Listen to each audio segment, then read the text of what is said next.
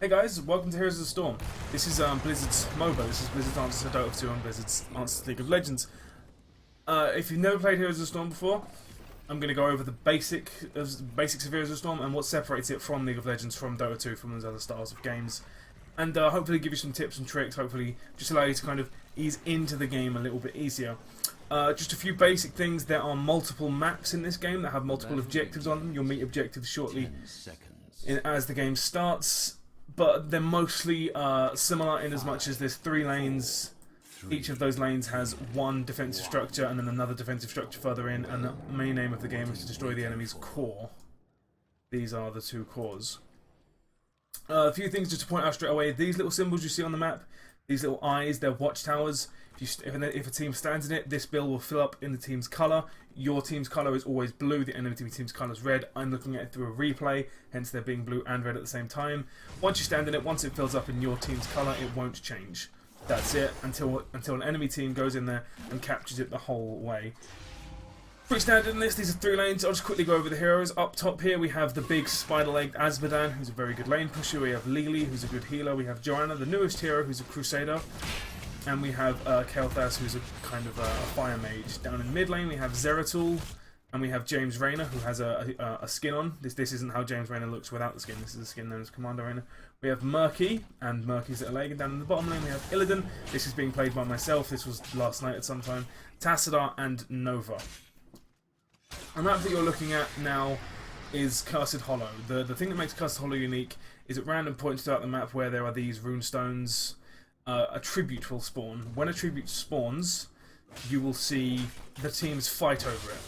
Once a team gathers a tribute, or rather once a team gathers 3 tributes, the enemy team will be cursed, and that means that their minions will be reduced to 1 HP, so anything will kill them, and none of their structures will fire apart from the core. That's basically it. So basically it comes down to fighting over the objectives, getting the objective, and then really pushing where you have the advantage. A couple of things to look out for in this game that really can catch people off guard. As you see, there's no levels on individual heroes. The levels are up here. The teams share a level.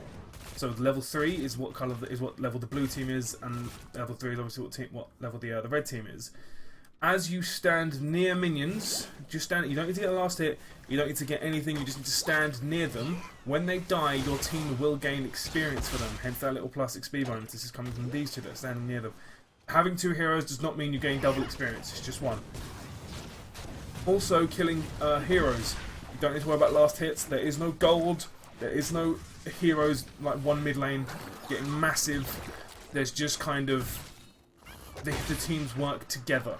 And because there's no gold, how do heroes kind of move? How do they kind of get better throughout the game? And what you have there is talents. I'll just quickly pause while I go over this.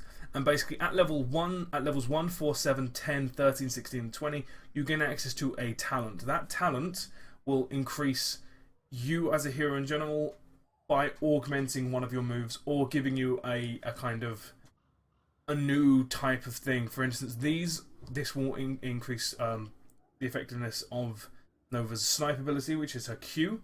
This allows my evasion to grant me a shield. All these abilities they make those abilities slightly better. The ones that are slightly different are talents like this, which means that you gain mana regen, so you have more mana essentially. Ones like this, which mean that every time you kill a minion, mercenary, or a hero, your basic attacks, which is just auto attacks, will do more damage. So that when you pick up a regen globe, I'll go over them in just a second. You gain maximum mana, just really basic stuff. So it's very similar to other MOBAs. There's minions. Minions wander up the lane, try and destroy the forts. When the minions are in range of the towers will shoot them, as opposed to the forts, as opposed to the heroes rather, which will allow the heroes to do damage to the forts. The minions are very similar. There's melee minions, ranged minions, and 1 wizard minion. When this wizard minion dies, it will drop a little globe. That globe, anyone who collects it will heal people surrounding it. So here we have the first map objective, the first tribute spawning. As you can see, these players know it's important, and they're kind of gearing up for the fight. And heroes are kind of flooding in, trying to get kills, trying to desperately gather this tribute. Just trying to kind of... And this is where the first team fight comes down. All these heroes are unique. Some of them are very unique.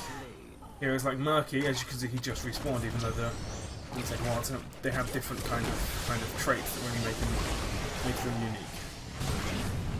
Actually, now just a basic team fight. There's no one in the lane. The only person who's kind of coming quote unquote late to this fight is me, which is the Illidan you'll see appearing in the bottom right of your screen in just a second. And that's kind of how the first team fight goes down. So that's basically how the game works. And as you can see, we're not even 4 minutes into the game yet, and there's already been a team fight.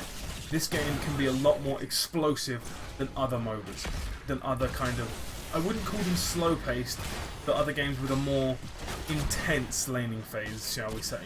That's one of the big differences. There isn't really a big laning phase to this game. So now that one's over. As you can see, we have 1 tribute out of 3. They have none, and everyone just kind of resets, goes back to base just to heal up. You can't buy anything in this game. They just heal up, and then they kind of return back to their lanes unless you're on high health, in which case you don't need to.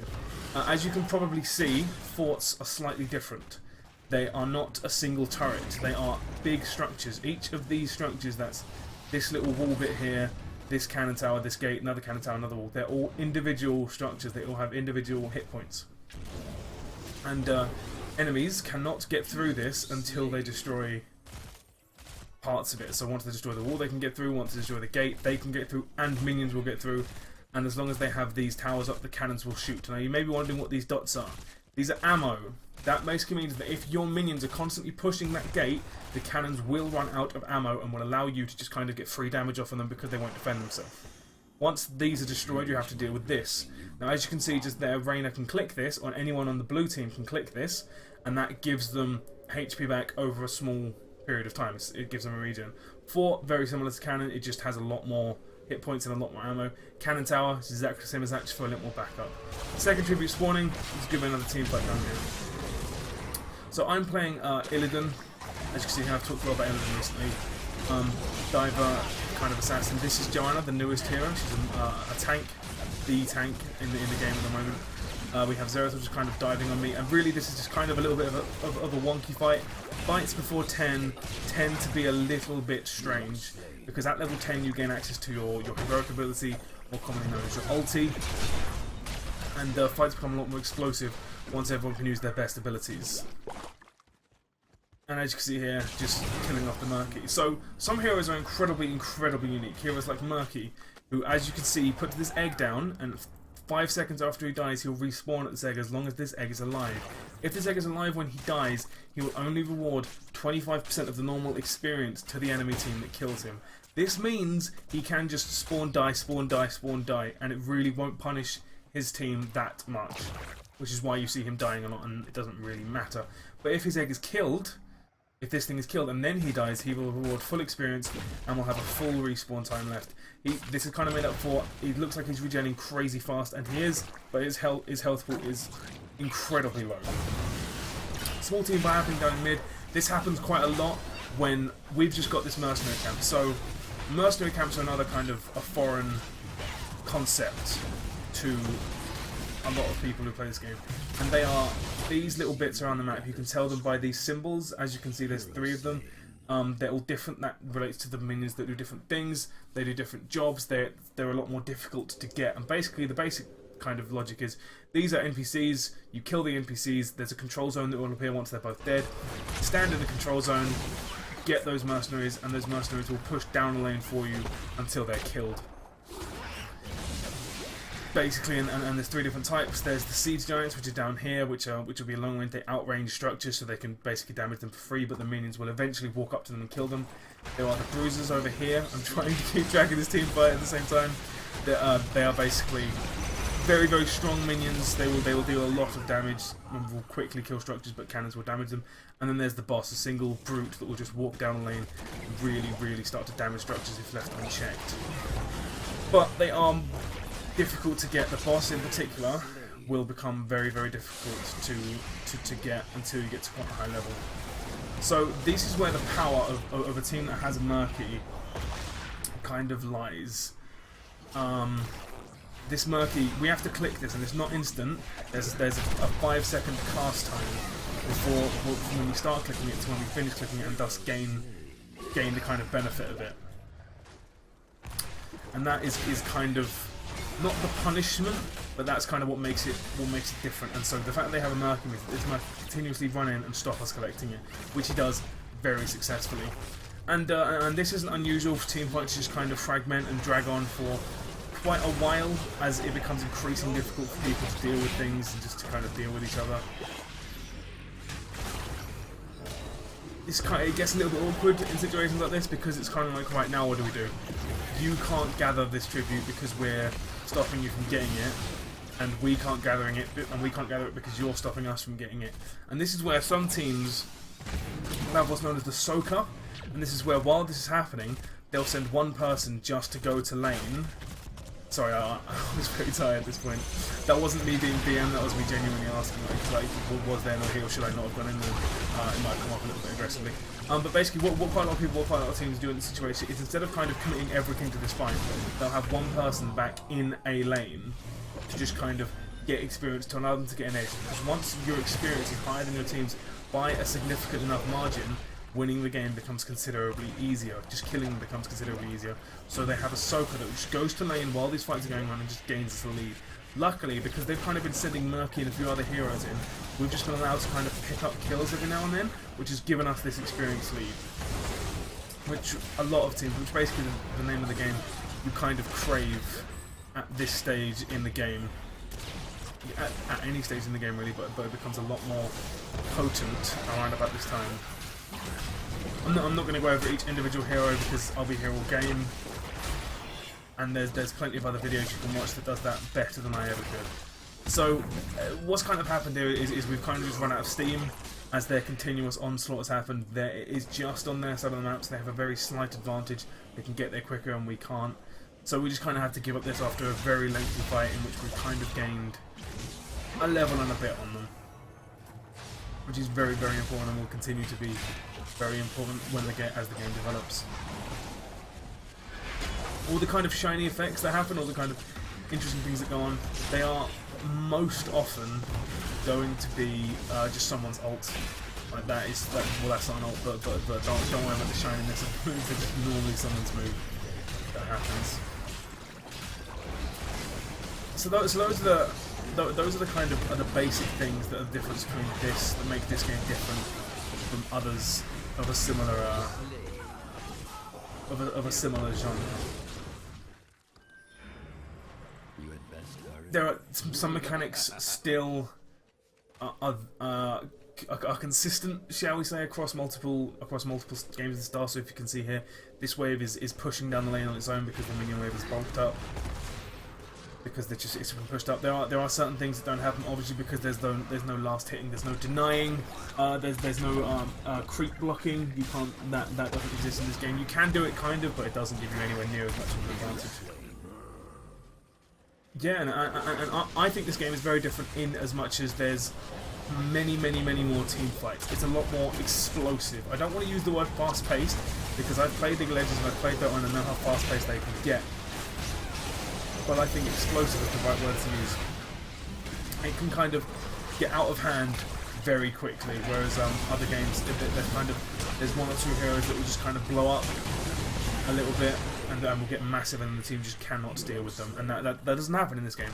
This game kind of evolves more about you consistently winning things. Time after time, you have to get better, and you have to kind of beat the team for a long time, rather than just kind of having one person in your team that just beats the enemy a few times and gets just so difficult to deal with. So what's happened now is we've achieved the objective of the map. We've collected enough tributes in order for the enemy team to be cursed. And as you can see, these have full ammo and are not shooting us. That is because the curse happened, and these have what looks like no health. They actually have 1 HP, but any move will destroy them, even moves from other minions. So what this means is, it is incredibly difficult for them to stop us pushing. And we only need one person to push against, say, 3 of their people to push.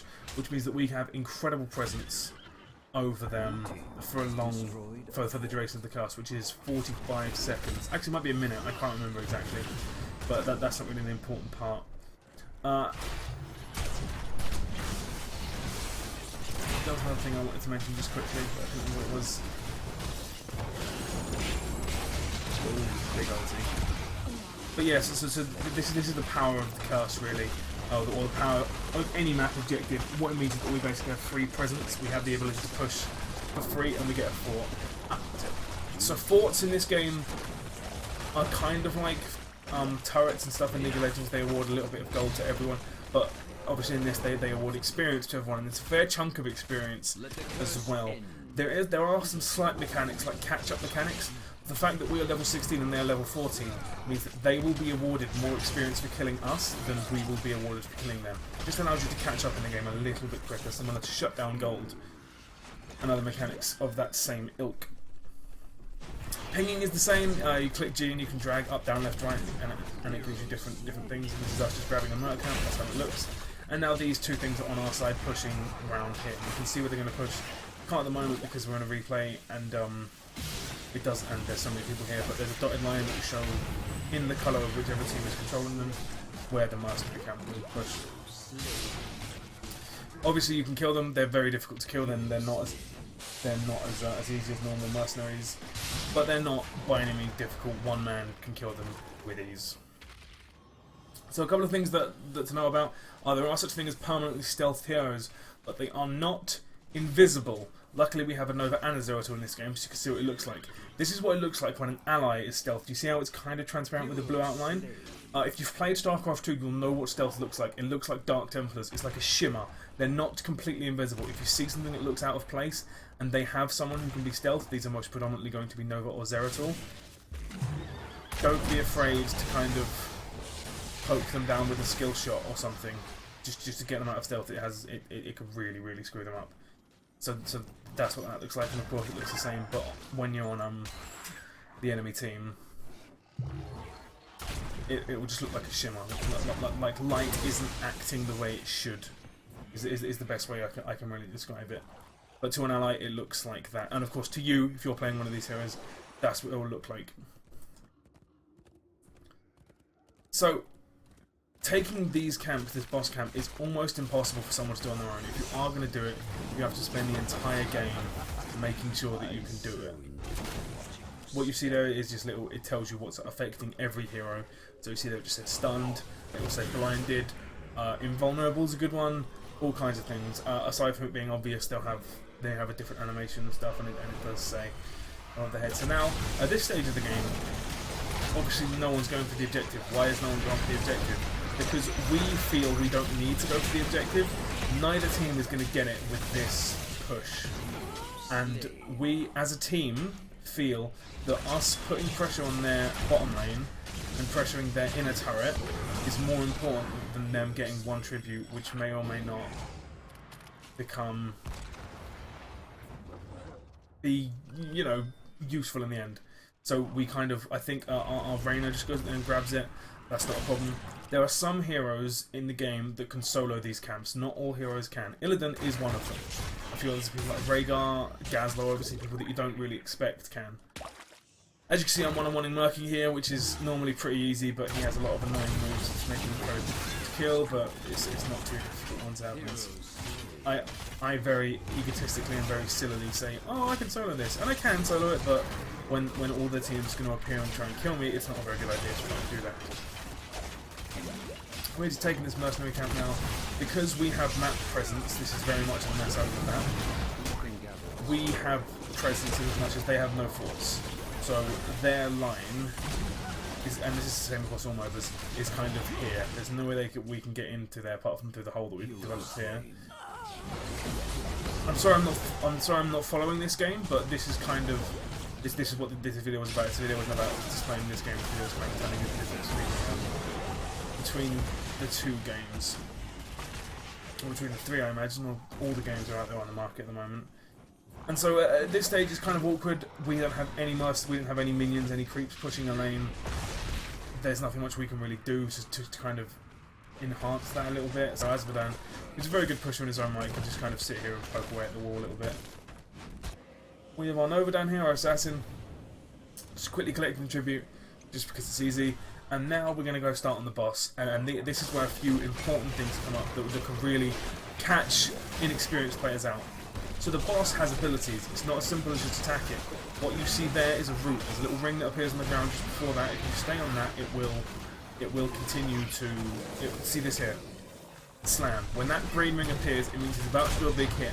That will deal a significant chunk of your health in damage and will stun you. He has another ability which appears as a smaller ring on the floor, and that will root you and again deal significant damage. You need to avoid these abilities if you want to deal with those objects, shall we say, more efficiently. So it's about to die, the control ring appears, and now you can fight with the control ring, as you can see here. If there is an ally and an enemy in the team, the control ring will not move. There has to be only one team in there for the control to be swayed, shall we say. So you can fight for that potentially limitlessly.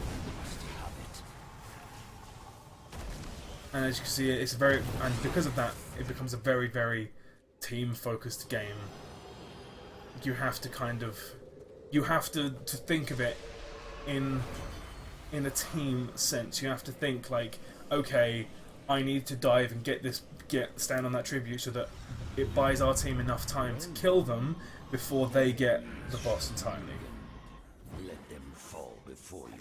Stuff like that. And then of course in objectives you need to be able to kind of attack them, deny them a little bit, poke them away so that we can really get enough time to make a difference, shall we say. But that doesn't by any means say I'm condoning people who will just try and solo the boss or try and solo 1v5 people. You can't do that in this game. It's just kind of something that a lot of people fail to realise soon. You will never be strong enough to 1v5 their entire team. It just doesn't happen. So you really have to stay with your team for quite a long time. The basic strategy is one person in every lane until level 10, and then at level 10 you start grouping up and start forcing team fights. Because at level 10 you get your ultis and all kinds of crazy stuff. And as you can see here, this is what the boss can do if left unchecked. He's pushed through, destroyed this keep, and is now just going crazy on the core. And there isn't that much they can do about it because it's difficult to deal with. It hits very hard. And the game's about to finish, and you'll see what the victory screen, or rather the replay victory screen, looks like. And that's Heroes of the Storm. I hope you enjoyed it. I hope you take a look at the game if you haven't. It's a very interesting take on MOBAs. And if you have enjoyed this, please remember to like and subscribe for more Heroes of the Storm content. And I'll see you in the Nexus.